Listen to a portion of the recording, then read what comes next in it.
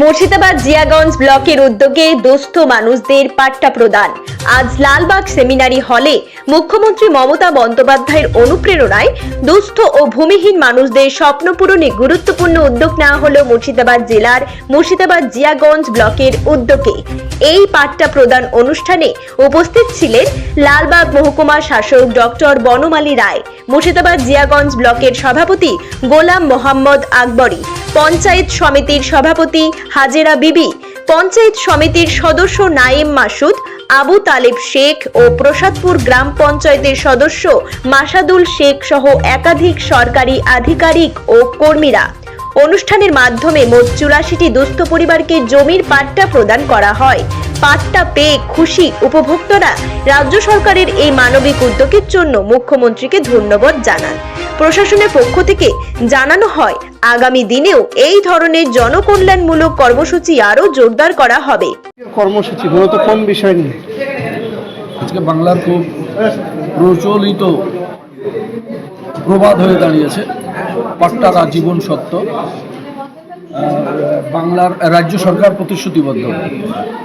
এই প্রকল্পের আন্ডারেই আজকে আমাদের একদিকে যেমন ভার্চুয়ালি মাননীয় মুখ্যমন্ত্রী প্রায় 20 লক্ষ পরিবারের হাতে আনুষ্ঠানিকভাবে বাংলার বাড়ির টাকা ঢুকিয়ে দিলেন, ঠিক তেমনি পাশাপাশি আমার জায়গা আমার বাড়ি প্রকল্পে বহু মানুষ যাদের বাস করার ন্যূনতম জায়গা নাই তাদের হাতে পাট্টা উঠিয়ে দিলেন।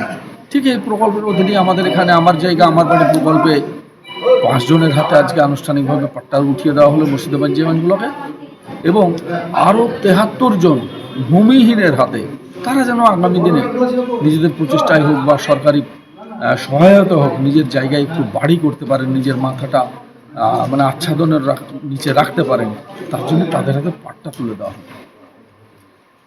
মূলত এই কর্মসূচি থেকে মুখ্যমন্ত্রীর উদ্দেশ্যে কি বার্তা?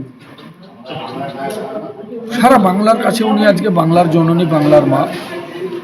জন্ম থেকে মৃত্যু পর্যন্ত মানুষের বয়সের প্রত্যেকটা সন্ধিক্ষণে কৃষক, মজুর, শ্রমিক প্রত্যেকটা মানুষের জীবনে স্নেহের পরশ মাননীয় মুখ্যমন্ত্রী মমতা ব্যানার্জির আছে।